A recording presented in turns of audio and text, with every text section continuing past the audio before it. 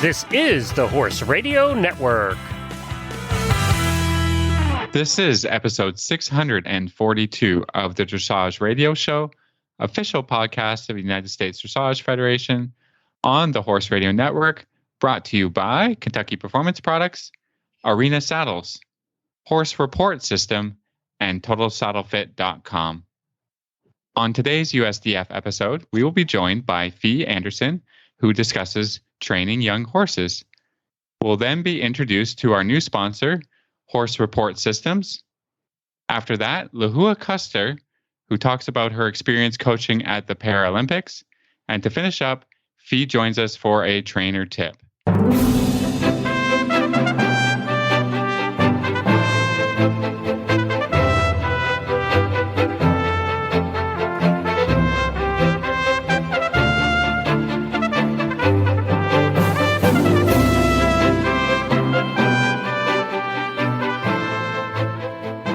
This is Reese Koppler-Stanfield from Georgetown, Kentucky. And this is Philip Parks from Rockwood, Ontario, and you're listening to the Dressage Radio Show. Well, hi, Phil. How are you this week? Well, Reese, I have to update you on the weather conditions up here in Canada.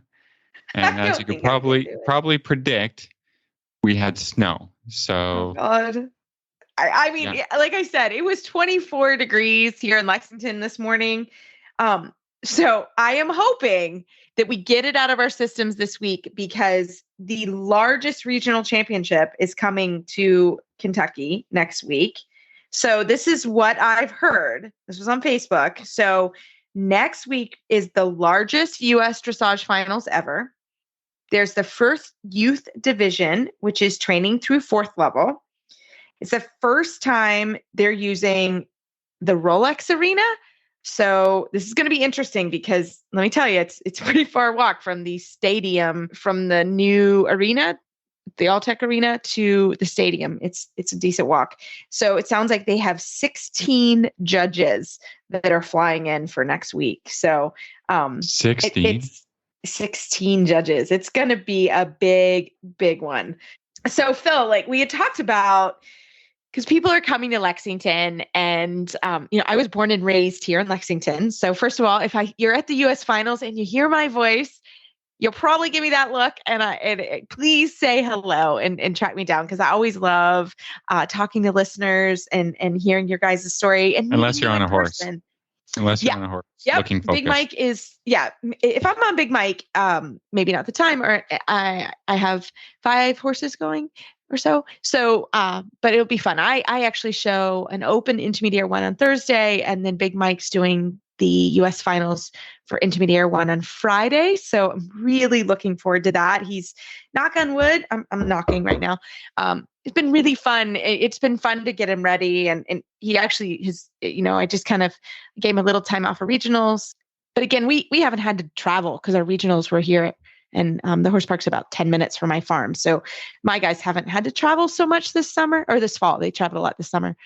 So it's been nice. So so we'll head over on Thursday because he's been to the horse park quite a bit. And so we're just going to spend one night there. But people that are coming to Lexington, I just, a couple things. I do not think Keeneland will be racing during the finals, but it's a really fun place to go if you're looking for a place to go. They'll still be doing morning workouts. Yep. Yeah. They'll be doing morning workouts. Yeah. Get there at 6 and watch the horses run. That's really I enjoy that. Yeah, it's really fun. And then they have the track kitchen there. It's really good for breakfast. Not healthy, but really good for breakfast. It'll be Kentucky breakfast. There are also a lot of thoroughbred farm tours. If you can jump on one of those tours, and they'll have some really good information at the Kentucky Horse Park on some of those tours. They're really, really cool. I love to go on them, and they're great. Any bourbon tour. So Kentucky's on the Bourbon Trail. Phil, what's your favorite place to go? Woodford Reserve is beautiful. Woodford is beautiful, and it's pretty close. So I think that would be my recommendation. And the bourbon is good. So I think that's top pick. Yep.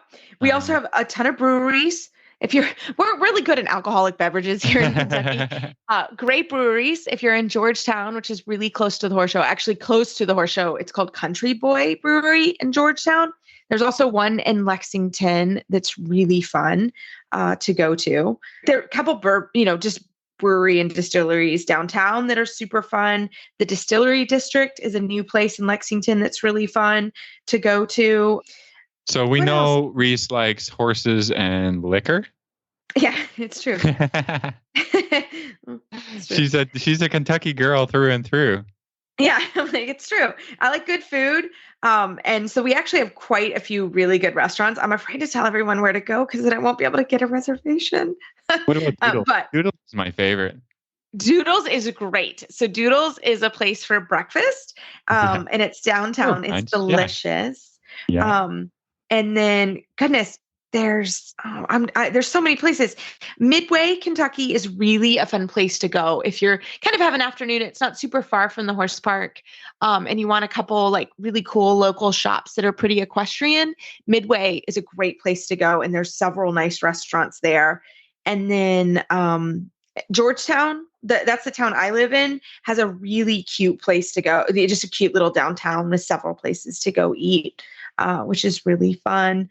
So you really can't go wrong. And a lot of those places are really close. Obviously Louisville is about an hour and a half from Lexington, an hour, depending on where you're going. In Lexington, Cincinnati is also close, but we have some really fun things to do in Lexington. Downtown Lexington is also fun to go to.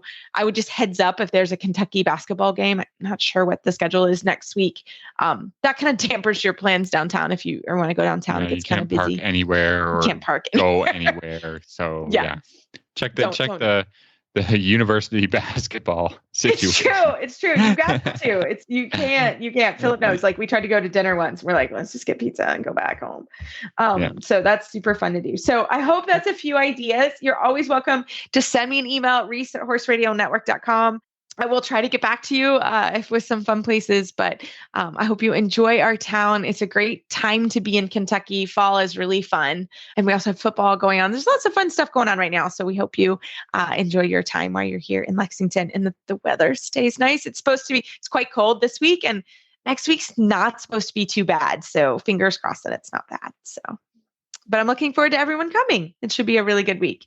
All right. Well, in the meantime, good luck to everybody who is heading up for the Nationals. So we are not going to be doing a show next week because Reese will be super busy. But there's a few things going on. Yeah, exactly. Yeah, a lot of stuff going on for her. So we're gonna be back the following week with the remaining episodes for this month. It's kind of a busy month with American Thanksgiving happening and whatever, and we're right around the corner from Christmas. So.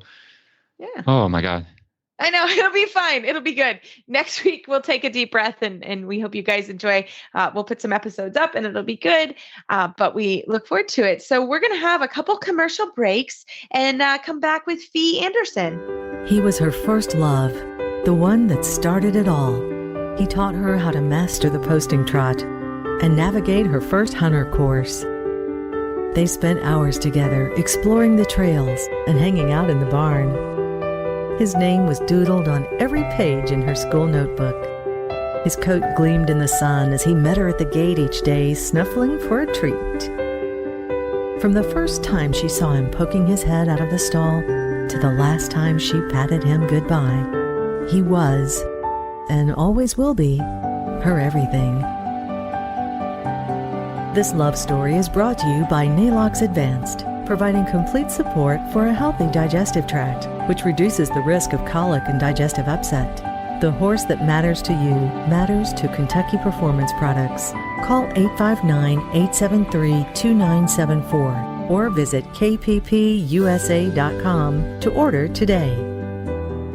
Founded in 1973, the United States Dressage Federation has become the largest organization to represent a single Olympic equestrian discipline.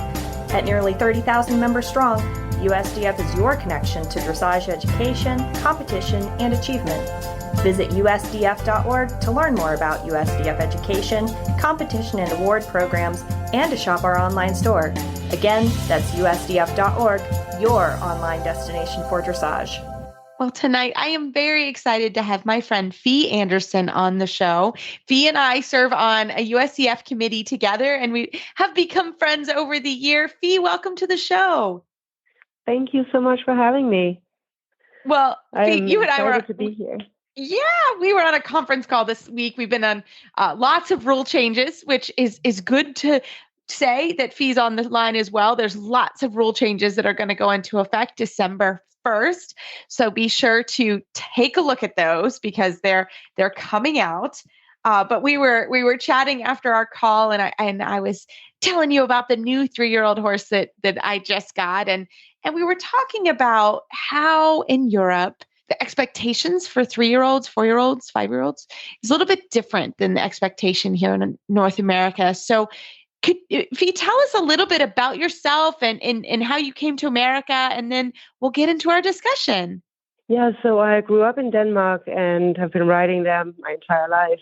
Came over here in 2001, I think. I wanted to change gears. I just finished a bachelor's in human nutrition in Denmark, and I knew that was not the direction I wanted to take my life. So came over here, went to school for equine management, and did a minor in business. Brought my horse with me, and the rest is history. I've been riding dressage over here, started my own business, train horses, teach riders, and just loving being a part of the community over here. So you brought a lot of European knowledge over to America, and that's what 20 years ago or so. Yeah, it's been a while. Yeah, but obviously, over the years, I think we can acknowledge that the riding and the horsemanship and all of those things around sport horses, especially, has been improving within North America. But I think there's still a little bit of a disconnect between, this is just me speaking from personal experience, and a disconnect in backing horses, getting them started in their career, and then, what's the expectations? We can talk about, dressage horses. What's the expectation for a dressage horse, in their training and for 3 years old and 4 years old. So maybe you can address that question a little bit for me. Well, I think things just move along a little faster back home. The experience I have with backing horses in Europe with my old trainer, we would get them going pretty quickly, and we would expect them to be fairly well behaved. I mean, you might lunge them before, but you'd expect them to accept contact. You expect them to go forward from the leg and slow down when you ask them to. You'd expect them to be on the bed. And I think over here, riders might not be quite as educated in how to bring young horses along and how much pressure to put on without doing too much. And I think a lot of people here, they baby the horses a little too much and don't have a clear vision of how much they want to accomplish within the first couple of months. And in Europe, there's a lot more horses per capita and a lot more riders that are used to bringing along youngsters. So there's a pipeline that I think we are still behind on over here. Yeah. I still think that we have a lack of riders that are brave enough and good enough to bring those youngsters along at the right timeline. Yeah, no, I would completely agree, because I think having someone that is really competent with young horses and is able, you kind of think about it too, like a nice kindergarten teacher, a good kindergarten. I remember my kindergarten teacher. I loved her, but there was clear structure in our day, and there was clear time for fun, and there was clear time for work, and all that expectation was laid out really well. And I'm sure we were naughty in times because you're in kindergarten and you do things you're not supposed to. And I remember our teacher always being very kind with putting us sort of back in line or whatever it may be. And I think it's a great way to think of like a 3-year-old. They're in kindergarten. You still have to get up every day. You have to go to school. You have to be on time. You're learning all of these techniques, right?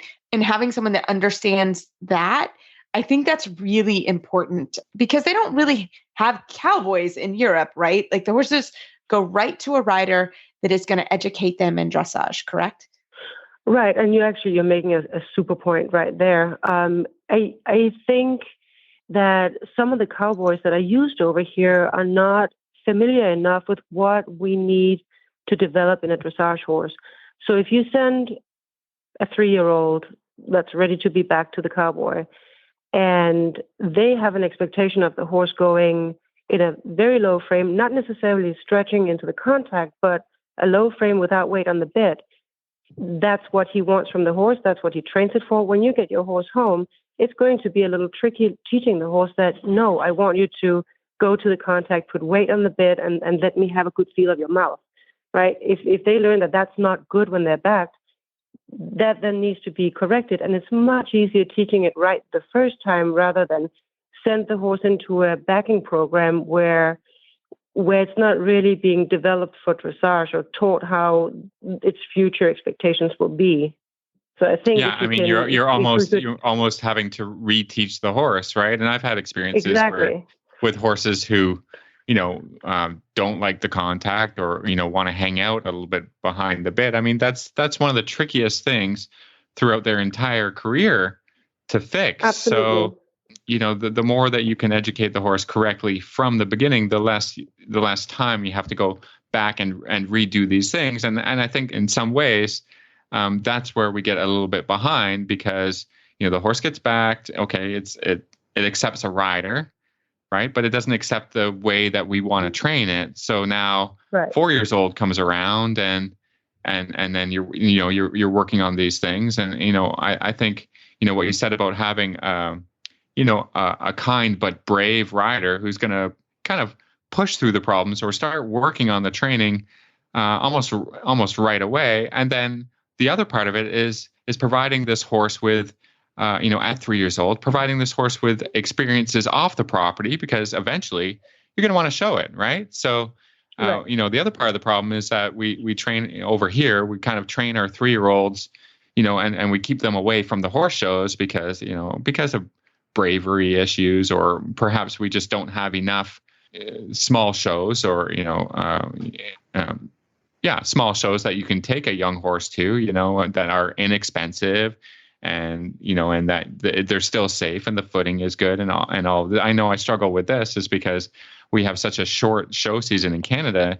And normally by the time, I want to take the young horses out, it's probably August or September, and maybe even a little bit later, depending on the horse. And then there's nothing to go to, and now this is a problem. So, in your training program for a young horse, I think you have to be, always a little bit starting early, so you can hit at least 1 or 2 shows, or figure out what you want to go to, even if it's just taking this horse to another farm. You have to make time in your program to do that and to plan that out. Absolutely. And I will say, on this side of North America, we are lucky. We have a really good breed show series. USDF they've done a really good job of developing that, where you have under saddle classes, you have in-hand classes, you have the material classes that are very suitable for young horses going out the first time. The expectations are very limited. The horse needs to go forward, be fairly on the edge, steer all right. But if they misbehave a little bit when they're going around in their group class, it's not a big deal. The judge will judge the best of the gaits and sort of ignore if there are little incidents in the arena. So I think it's a very good venue, at least for the Americans, to get their youngsters out to show. And unfortunately, not that many people use this avenue to get the youngsters out and show them the world. Yeah, I think though some of them are hard to get to. You know what I'm saying? I think in Europe, that's maybe another thing that we struggle with. Again, I'm blessed to be here in Kentucky, right? So we do have a show circuit. We don't have a lot of the breeding shows. We have, I think, 1 breeding show in the area, versus in Europe, right? They have shows for 3 and 4-year-olds. Am I right? Because you can take them out and they're in a group. So they're maybe a little more readily available just because of the size of the countries is smaller. Am I right? Right. Yeah, the saturation of horses and shows are much greater in Europe, generally speaking, than here. And what I would say is if there is, enough people in a location over here, and they're having a dressage show coming up, all they need to do is ask the show manager or show secretary if they could please add material classes to the price list. And of course, they will have to go to USDF, probably USDF, and get their price list amended. But it is possible. I've done it in the past because I had a youngster I felt needed to go out and go in a group class. And the show manager was very kind and added the class for me. So I would encourage people with young horses coming up to consider that if they want to get their horse out, but they're not ready for the training level class, then the material class could be a good avenue. Yeah, and then the only other thing I'd like to just kind of add is, it's popular, at least up here, to buy a younger horse. What's available for people's budget. They say, oh, well, I can't really afford a 5-year-old who's going, and then so they end up buying an unbacked horse or, a weanling or whatever. And I think your budget has to include at least 2 years of training, and depending on, what level rider you are. But people who are backing horses and do it as a specialty, and there's lots of great ones, but it's not for your average rider. Right. And it may not, you may not have to budget for, your team rider to be training your horse, but you need somebody who's really good and has experience in starting young horses and experience in taking them to shows and all of this. So, research that before you go out and buy a horse that you say, okay, at this point, I'm going to need to spend some money, because getting it started right, it's just so incredibly important to having a great experience with a horse in general. And, because going wrong and then having to go back and spend, if you had budgeted a year's worth of training, well, if it's not done right, you're going to have to spend three more years training, figuring out, what went wrong or, whatever. So I just think that's important for people who are interested in buying a young horse, how to get it done right and what the budget is for that. Absolutely agreed. I think people forget that there's a reason why a well-backed 4 or 5 or 6-year-old cost what they cost. It takes time to develop a horse, and it takes skill. It's specialized. And if somebody wants to back their own horse and bring it along, I applaud that. But I would really encourage people to make sure that they have enough money in their budget to work with a really good trainer so that they don't accidentally end up down the wrong path and then have to spend even more money and time retraining issues with the horse. It's with everything else. You have to pay for what you want. So it's a shame when you see a nice, talented youngster under a rider that needs help that can't get that help. That is such a shame. We breed great horses over here. We are catching up on Europe. We still need the riders to learn how to train these youngsters. So I think your point is very valid. Yeah, I think that people should. Yeah, I was just going to say that people should value the correct training almost more than a horse with great gaits, because if the training isn't right, those gaits are never gonna be able to get into a horse show ring. Exactly. That is exactly the point. Well, and I think a good thing to remember too, and I have to be perfectly honest, I just bought this 3-year-old, super excited. I don't really ride 3-year-olds very often. I'm not going to lie. Never really have. I can do it, of course. But I have a very good qualified assistant that she loves young horses and she's really good at it. And I have no problem saying, that's not really my skill set, or it's not. I haven't ridden a 3-year-old in a long time, and she's doing a wonderful job. And I'm happy to support her because I think that skill is so needed here. So where I'm going with this, it's okay to say, you know what, I'm not gonna ride my 3-year-old horse for a little bit until actually he was so good today. I was itching to get on, but that's a good thing, right? And but the point is, there are good people, and we need to support them and their careers because we really need riders that are able to do that. So I don't know how you guys feel about that, but it is fun to watch somebody who's really good with young horses and gives them confidence. That's pretty cool. So that's what I chose to do. Right. And I think that's awesome. You have somebody that's talented and comfortable and enjoys it. And the horses, I really believe that horses feel intent. So if you have to swallow 3 times before you get on the youngster because you're nervous, well, guess what? They know that, they feel that, then they start worrying. So I think it's imperative to have a rider that likes it, that has fun with it, and that can handle a little spunk, and then have a really good qualified helper on the ground so that little things get caught early on and gets corrected. I think you're in a great setup with your 3-year-old. The way you're doing is great. Yeah. And I think it's a good way to do it. Well, Fee, we can't thank you enough for coming on the show and talking with us and giving us your expertise with youngsters. How can our listeners find you online? Well, I spend a little time on Facebook, and I might just have gotten myself a TikTok channel. I don't know what happened. It might have something to do with my nieces and nephews in Denmark. But yeah, TikTok, Instagram, and Facebook under Equido Dressage. Fantastic. Well, thanks so much for coming on. Thank you. We're the Healthy Critters crew. I'm Tigger. I'm Patty.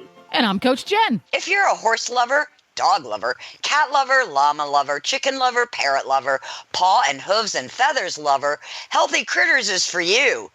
We have fascinating guests, nutrition tips, information on various critters, and the only talking Pomeranian dog on the radio. Hello, everyone. Join us for our bi-monthly laughter-filled romps on HRN. Brought to you by BioStar US. Well, tonight we are so happy to have Ann Millman. She is the founder of HorseReportSystem.com. Welcome, Ann, to the show. Thank you so much for having me. It's great to be here. Well, Ann, start telling us a little bit about yourself and how did you decide to create this app? Yeah, so I was a number of years ago, back, like late 80s, early 90s, I was a dressage and event working student, and I worked with Sharon and Grant Schneidman for a number of years. And then just when Hilltop was starting, I went to work with Scott Hassler, and ended up spending most of my college years up there during the summers working. His mother, Jill, ran an advanced young rider clinic or sort of summer camp. So I was a camp counselor for several years and rode sort of whatever was up there at Hilltop. And so Scott and his wife, Suzanne, became close friends. And my professional life took a turn very much away from horses, but I still kept in touch with a lot of my riding friends and did some writing for some of the horse magazines like Dressage Today and Practical Horseman, just sort of fun freelance stuff. So when Hilltop Farm and Harmony Sport Horses decided to have the first of the Young Dressage Horse Trainer Symposia, Suzanne called me and asked me if I could come and write up, an article for one of the magazines because they wanted it covered, but they wanted someone that they knew in case, the wheels really came off the bus for somebody with a young horse. And so anyway, that's how I got to know sort of this whole new cadre of, young horse trainers. And I remember meeting you, Reese, there. Yes. And yes, everybody knows Scott is is my coach and a great friend of mine as well. So any friend of his is a friend of mine for sure. That's right. Yeah. So anyway, got to know some of the riders. And so meanwhile, my professional life was in healthcare, and I've spent the past 20 years really working in patient safety and medical error, understanding how teamwork and communication contributes to that. And so there was a big move to electronic medical records so that the whole team was on the same page. And, I realized in talking to people like Aaron Crawford, who became a good friend, and others, that people were still like, at the end of the day, having, phone calls with owners to tell them what the horse had done. And, maybe some text messaging was starting back in the early 2000s. We didn't have, smartphones then, but it was just, I just thought, I remember that from a working student. At the end of a long day, there's just this, then all these phone calls from owners, like, what did the horse do? And did the farrier come? And blah, blah, blah. And I thought, this is really crazy. So that was really sort of sowed the seed for there has to be a better way to just communicate among the team. And also to really, instead of like paper calendars where you lose track of what's happened 2 months ago because it's hard to look that stuff up, why don't we have, a better way of recording training progress and health issues, that sort of thing. So over the past, too many years, started out as a website. And then with the beginning of smartphones, we've moved more to a web app. So the horse report system really came out of a lot of thinking about the best way to streamline communication and how to have all of that really important information about your horse or horses in the palm of your hand. And so I've been really fortunate to have people like Aaron Crawford, who's been kicking the tires and now using it, and Suzanne Owen and a number of other riders who've given great input. And so it's really, there are a number of other barn management systems on the market, but I really think of this as a horse management system. And that's, I think, the most important sort of differentiator. We have a really easy to use dashboard. All of your horses are listed there. All of their profiles contain the really important information the whole team needs to know. You can upload photos and documents, et cetera. And then everything that you enter as far as an activity is color coded based on the type, if it's a health activity or therapy or work. And you can have this comprehensive overview really of a horse's entire sort of life, of his health, his training, a lot of we call it horse report system because there's a lot of really easy functionality for searching by keywords. So, when did you last change? You changed a bit a couple of months ago. No one can remember off the top of their heads when that was, or which foot had the abscess, last year, or whatever. So that's, in a nutshell, that is where Horse Report System came from, really to get teams on the same page. So the subscriber can invite any number of other people, from grooms to therapists, barn managers, everyone. So it has a little bit of a barn management flavor, a little bit of a training journal or log flavor. Suzanne Owen actually is using it in an interesting way. She doesn't have horses of her own, but has students. She's invited them, and so they make notes on their own rides with their horses, and she sometimes rides their horses as well. So when she goes to teach someone, she's already read through, she's, sort of up to speed on what the horse has done over the past week. They don't spend the first 10 or 15 minutes, going through, well, what have you done for 2 weeks? It's a real time saver. It's an efficiency to have that information, that both the trainer and owners and riders are all on the same page. Yeah, I mean, I think it's great, and I've kind of been doing my little research, and figuring out, what would be my spin on it, But I think it would be just super useful, not from a barn manager perspective, but from an owner perspective. And you kind of were talking about this and saying, because there's just so many little health things. Or like your farrier is there every 6 weeks, and the farrier says, oh, this foot or this has a little thrush there. I mean, I would Yep. certainly take the opportunity, to make a note of that and write that down. So because a farrier also, you can add them on, and they don't have enough time or to make personal notes. They see what they see. They tell you because it's your responsibility to look after your horse. But the next time they come, or even 6 months, from that moment, you can look back and say, "Oh, remember he was a little thrushy. What do you think about that?" And then you're kind of keying in with your whole team about these things that they say, and then they walk away, or a vet was like, Right. Doing your, you can put in your yearly vaccination records. There's just so much. Mm-hmm. You can put in, and what I like too as well is you can upload the horse's information, like here's its registry number, here's and that kind of stuff is really useful to have where you are at the moment rather than being, in a file folder in the office. Yeah, exactly. And the, photos are, they're, worth 1,000 words, right? So, Horseshoe comes in from the field with a big leg or a cut or whatever. Take a photo, goes into his profile. A remote owner can log in and see it rather than the back and forth. Well, how does it look today? And is it healing? And, not to, just to streamline the communication. And that's the way people who have invited remote owners really like that ability. And I've heard from owners who are like, I feel so connected. My horse is 1,000 kilometers away at a trainer's, but I feel like I know what he's doing on a daily basis. So that's really gratifying because I know I would want that. If I ever have a horse again, I would like to know, what he's doing. So. And so tell us about the tiered system on the app. So there are a number of tiers. And it's based on the number of horses. So for just a private, amateur owner with just a few horses, there's what we call the limited tier. And the big difference there is up to 3 horses, and you can't invite other team members. And that is the limited tier. And then tier 1, it's up to 10 horses. And then the different tiers just are up to 25 horses, 50 horses, or unlimited number of horses.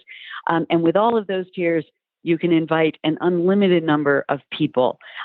So barn manager, breeding managers, your assistant trainers, other trainers, as well as the stable staff like grooms and working students and therapists.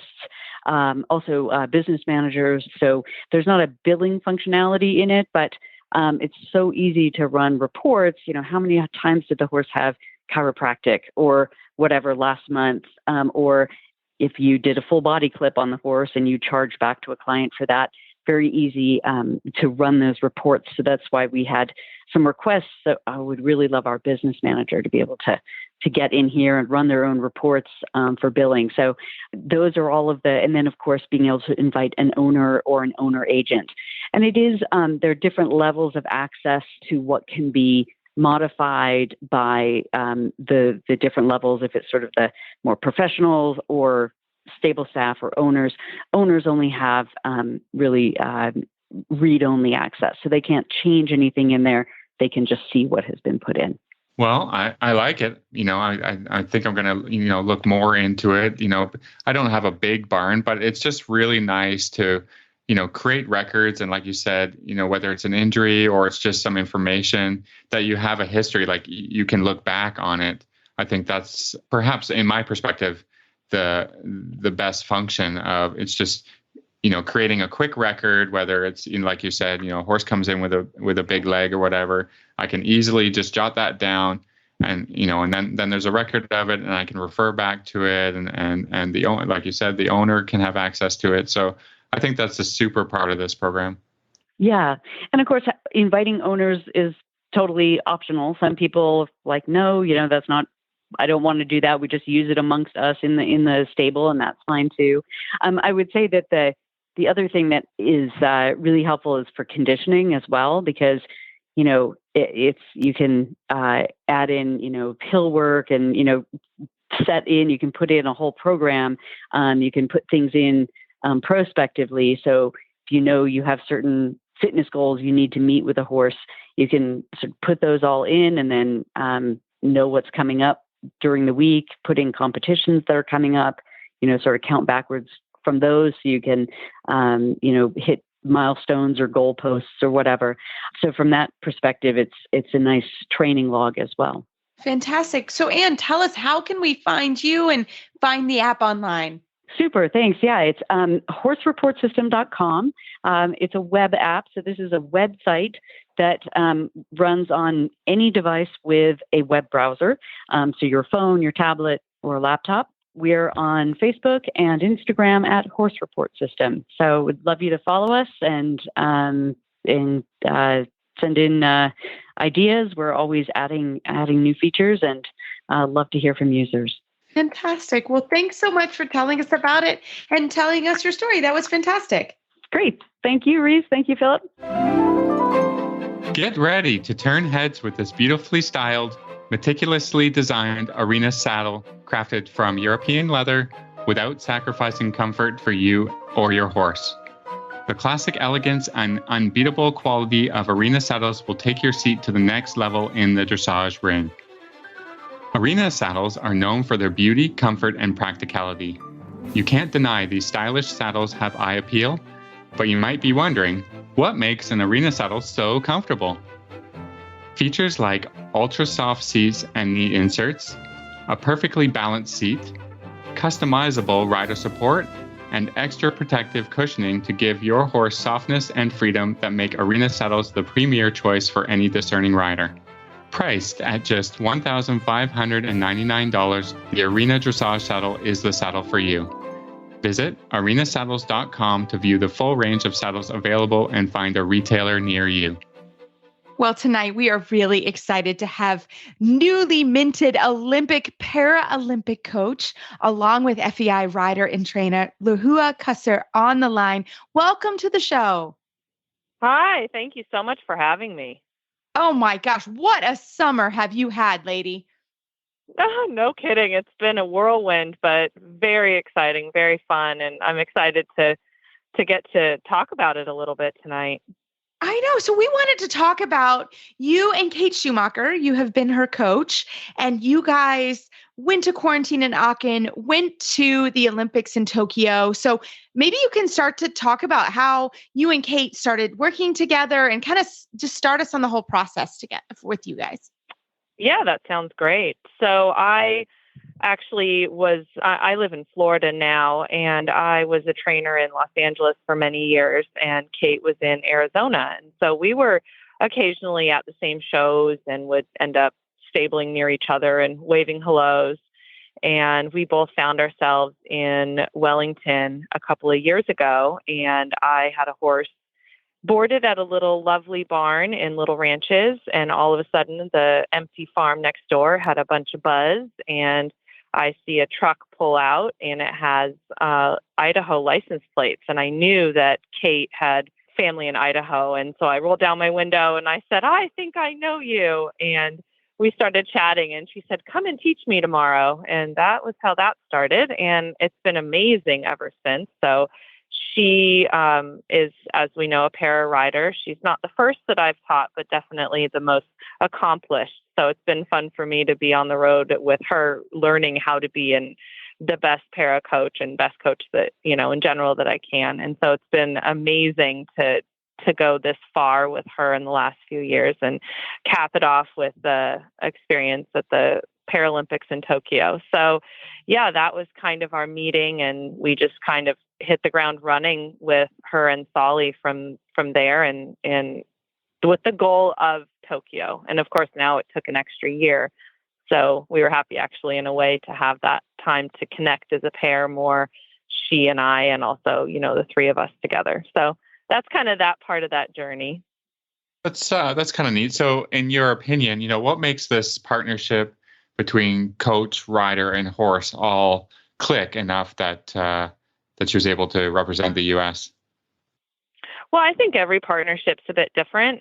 Kate is a very experienced and dynamic rider. She's a wonderful rider. She could probably do that as a profession, but she's already also a fantastic veterinarian. She does sport horse medicine, and bringing all of that knowledge to the plate, it makes my job easy, I have to say, in a way, because we collaborate a lot more than me just barking orders at her. And it's a really fun process. I can't wait to come, teach her every day. And I get to ask her questions too. So it's really a fun dynamic. And I'm in for it. I love learning as much as I love teaching. And so I feel like for the two of us, it becomes very collaborative, and I am her eyes on the ground. And, I of course coach her and give her information, but we give each other feedback as well. So it's a really nice kind of almost feels like colleagues talking. It's great. I really enjoy it. It seems to work for us. It's different. Every partnership is different, and that's kind of how we operate, and a lot of mutual respect, and, we have fun. We also have a lot of fun. It has to be fun. It's a stressful sport at times, so we make sure we have a whole lot of fun too. I love it. So what was kind of the qualifying period and then your time in Aachen like? Because that was really kind of an interesting and stressful journey to Aachen, staying there and then going to Tokyo. So tell us about that part of the journey. Sure. Well, qualifying is similar, I suppose, to an able-bodied in some ways. It's points, and it's, looking into all of the factors that would make each team a viable member of the, each horse and rider team a viable member of the Paralympic team. And when she was announced that she was on the short list, it was just so exciting. And we just hoped and prayed and crossed our fingers and toes until we got the final information. And of course, they don't give us anything ahead of time, no sneaky info at all. They're very tight-lipped, which is, of course, the right thing. But we were on pins and needles until we found out she was on the team. And it actually was, all happened pretty quick, it felt like. And then all of a sudden, a lot of organizing and planning and packing, so much packing. And getting everybody safely to Aachen was a big undertaking for everybody. And Kate she ended up moving on to another job after, but she had a wonderful groom that helped, and she helped set everything up and pack everything and kind of got everything going, and making sure Solly traveled well and was well received on the other side. There's just so much stress in that way, except Solly's a really good traveler. So it wasn't so bad. Getting to Aachen was really exciting for me because I've gone as a spectator, in the stands and with all the crowds, and to be able to be behind the scenes. And yes, it wasn't during a competition as I had gone before, but seeing the stables and kind of being behind the scenes was really, really fun for me personally. And getting to see all of the other countries move in and kind of prep with their horses was really fun. You could see the camaraderie already beginning there before we got to Tokyo. It was cold though. Yeah. So that was a change. We had all been in Florida and a bit prepping for the warmth of Tokyo. So I'm not sure if it was great or if it was maybe not so good to be in the cold for a few days before we went back to the heat of Tokyo. I don't handle cold well, so it was cold for me. Fair enough. Well, yeah. some of us are forced to in our northern living situation. Yeah. So, yeah. So I've heard. I was gonna say, I know the team, and all the people around it, like sort of try to prepare riders and coaches and the whole thing.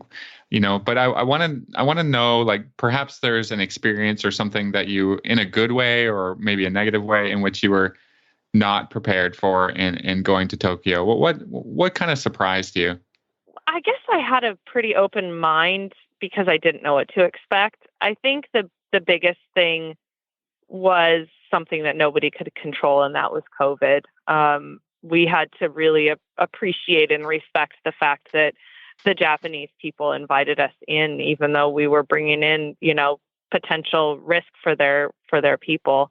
And that was hard because, we wanted to not have a negative impact. And we also really wanted to get to see the beautiful country, and it was absolutely forbidden, understandably. And so that was a real bummer. We had been warned, but it didn't really hit me until we were flying in and I was looking out the airplane window and realizing I wouldn't see any of it. But it was what we signed up for. So I was ready. I was sad, but I was ready. I even have a half brother that lives there, and he happened to get married while I was there, and I couldn't see him. So that was hard. Oh no, it is what it is. And we weren't there for that, and it's strict quarantine while you're in Tokyo, and we all understood it going in. So that was personally very hard, but, for getting the opportunity to be at the games and participate, it was 100% worth it. One of the things I really didn't know about or understand was the incredible amount of coordination and work that goes into making it happen.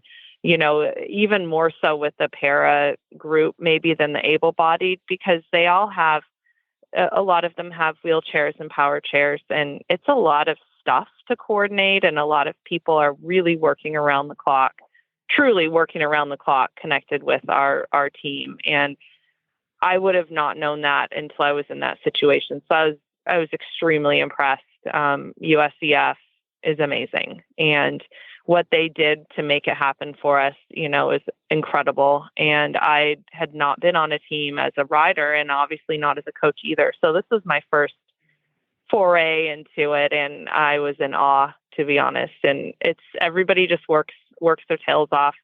The team coach, Michelle, was fantastic. That was another surprise, really getting to spend more time with the staff and with the people kind of that make things happen was really neat. I enjoyed that. And also the other 3 coaches, I got to become more close friends with them, and they're all fantastic, the personal coaches. And so we had a really, really good time. So that was good. That was an unexpected positive. That's fantastic. And what was it like to see Kate and the other U.S. riders go down the center line once you got there? Finally, of course. Yeah. I'm really, really, as a coach, I get to be really confident in Kate and Solly. They're such a solid partnership, and Kate's a really dynamic, as I said, a really dynamic and knowledgeable rider. So I actually have learned to relax when I watch her ride. And as a coach, I'm normally on pins and needles watching my horses and riders go. So that was a real joy for me, knowing that we had put everything we could into it and there was nothing more that could be done. And she really pulled it out, and it was amazing. Watching some of the other riders, I, of course, almost always sob when I watch Roxy ride. She just moves me. It's amazing. And knowing more about Bea's story and everything that she'd overcome to get to that point was amazing. And I got to stand ringside for her ride, which was really cool because you get to have spotters for the grade 2. And that was really fun. So I felt like I was really in the action, in on the action. And then Becca is so knowledgeable. She's been to so many games and had so many events under her belt. So it was fun to get to hear from her, some of the ins and outs, and she was just there for us, some of us that hadn't been there before, little things to do, which is great. So it was really fun. It was a very supportive group all the way around. Wow. What an experience. So what would be kind of the final takeaway that you got by going to the Olympic Games? If you were to talk to another para rider or any rider actually just wanting to get to that stage, what would your advice be? Oh, that's such a great question. Probably to persevere and not let stress get you down. It's really easy to get swayed by things that can and will go wrong. Equipment not arriving, a horse having an off day, they're not feeling well, or they pull a shoe or whatever it is, that you don't let it crush you and you keep going. And there's so many things behind the scenes that are imperfect that happen. And we don't see them. We see when we're watching the live streams or we're watching the riders in the arena, we don't see all of that. And we assume it's all so easy and perfect and great for them. And I now can really, truly, personally say that it is not that easy, and things can and will go wrong every step of the way. And the riders that can roll with it and can keep going and keep their head on their shoulders will persevere. And I really think that's how they pulled off that historic bronze medal, because they just, all 4 of them just kept it together when everyone was exhausted or overheated or tired, and the will to succeed was above all of that. And that's, I think, what happens when you get to the end of 3 long weeks of preparing and competing, that you just have to have that stamina and that mindset. And it was amazing to watch, and really, truly, they picked the right people for that team. Awesome. Well, fantastic. Well, Luca, this is such a cool interview. And if anybody has any questions for you, how can they find you online? I think the easiest way would to be through personal messenger on Facebook, and just spell out my name, LEHUACUSTER, and direct message me. And you could also email me the same spelling at gmail.com. Fantastic. Well, thank you so much for sharing your story. Thank you. Well, Phil, today we were really working on saddle fit and bit fit and it was a busy day here at the farm. Kind of, you did the same thing last week. It was our time this week. And it's so helpful, but it came up today. We're fitting a gypsy vanner actually. So, not necessarily the body style, great mind, not necessarily the body style of a dressage athlete. But it came up because his saddle shifts significantly. And we already use a total saddle fit girth on him. But the neoprene liner came up, and I hadn't thought about that for helping the saddle not shift left and right. And that is one of the things that I love about the total saddle fit girth is that there's so many options, which is really cool. So we're going to switch him to the neoprene liner, which is not expensive. It's very reasonable and holds up great. So we're really excited to have that come. And I wanted to share that with you. Oh, yeah. I mean, that's perfect. The different options is something that I really appreciate about the total saddle fit girths. I'm just in the process of changing over the summer neoprene ones for the guys that wear it into the winter fluffy ones, the wool lined ones, because once we clip, I think it's important to think about the horse's comfort and their skin and all of that stuff. So. But again, like you don't have to go out and buy a whole new girth. You're just, they're Velcro. So you just rip, take the liner, this liner, it doesn't work. Okay. We're going to just put on this liner and off you go. I mean, it's really a great way to customize what you need for each horse, in their girths. So yeah, we love it. We love all the products from Total Saddle Fit. You can find them at totalsaddlefit.com. They'll take very good care of you, and the products all come with a 90-day money-back guarantee, so you can't lose.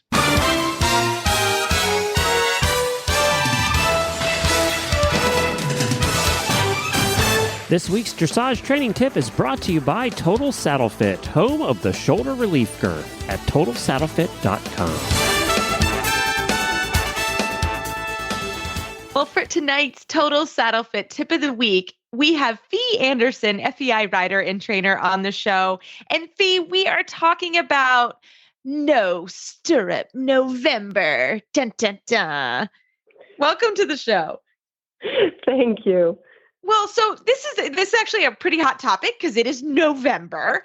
And a lot of people, this is a thing, right? And so give us your tips on No Stirrup November, because we were just chatting before we got on the air, and there's a lot of good to this, but there is some bad to this. So it's important to talk about. Absolutely agreed. So I have to say, I cringe a little bit when I see all the posts online about everybody dropping the stirrups for the month of November. I feel for the poor horses that have to endure that.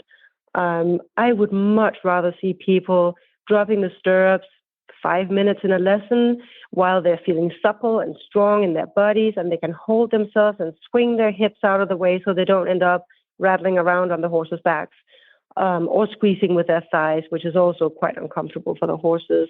So I always get a little sad when people bear down and do the whole month of November no stirrups. I'm sure that the horses would like some pimp for massages or chiropractic workup afterwards. I think it's a little too much. All the above, probably. Yeah, I think it's about improving your riding within a context. So, and how your horse is feeling about it. So, just dropping your stirrups arbitrarily, for the month of November probably isn't a great thing. I might prefer, I don't know, get yourself a lesson on the lunge line November, or ride a different horse November. There's a lot of ways to improve your riding. And if you're not prepared to, drop your, take away your stirrups for a whole month and for 45 minutes worth of riding, like you said, it's out of context. It's not correct. Right. So just feel for your horse a little bit and feel for, do it in small sections, perhaps. Do it for 5 minutes in trot or 5 minutes in canter, and make a more individualized plan for your riding and for your horse, and talk to your trainer for sure. As three trainers on here, we're like, we can certainly think of students where no stirrup November could be appropriate, but we can also think of students which it would, completely not be. So yeah, individualize your program for you. Right. And I love that you bring up lunch lessons. I mean, how many do you get to teach? I have to tell my students that I think it's time. It's a valuable tool, and you create a very safe space for students to experiment with different things. And that could also be leaving the stirrups for part of the ride and get them stronger in their course and get a better feel of the horse's back moving underneath them. I don't think that is a tool that's utilized enough, generally speaking. Yeah, for sure. And, I think, again, you have 3 professional riders. There are some horses, I'm pretty fit riding wise. And I mean, there's some horses that I'm not going to come out and just drop my stirrups on for the month of November. Like it is getting cold and it is not necessarily the best idea on some horses. Now, some horses I think can be okay. And then other horses, it's just not possible. Or if you have an injury, it's okay to not do no stirrup November, right? I think, there's some peer pressure, I'm sure, that's going on. But it's also okay to say, you know what, it's just not 100% what I need to do this year. And that's okay. Or, you know what, I'm going to do 5 minutes every day or something like that. But I think it's pretty ambitious. And again, we love goals, don't get us wrong. But to just say, okay, it's November, I'm going to drop my stirrups and just put them in the tack room for your poor horse. That's a lot. So I think we're all in agreement that that's maybe not the best thing that you could do. Absolutely. Yeah. Maybe go for quality over quantity. Maybe 5 minutes of really good sitting trot without the stirrups, or a nice supple canter without the stirrups, and then put them back on. Yeah. I love that. A little moderation, not necessarily the worst thing. No, I think Right? that's fantastic. Yeah. And like we said, if your horse is not appropriate for a lunge lesson, where I think you have to kind of put some side reins on and experiment with, like you said, with different things, but also be able to let go of the reins, then talk to your coach, or maybe there's a lesson barn or somebody can lend you a horse to do that, because I think that's way more beneficial to get some lunge lessons where maybe you can take the stirrups off.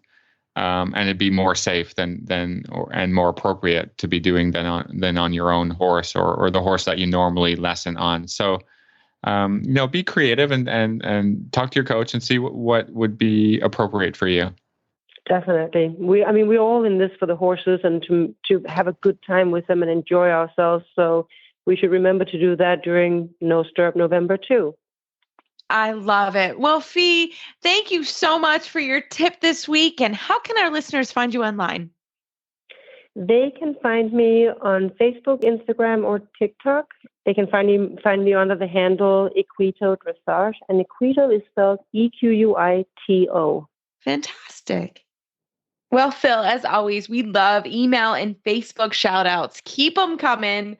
We've got several this week that were just really sweet, and we enjoy always reading them. And we want to remind everybody, because soon we are going to do the book review for Horse Plus Rider Equals One: How to Achieve the Fluid Dialogue That Leads to Harmonious Performance by Eckhart Miners.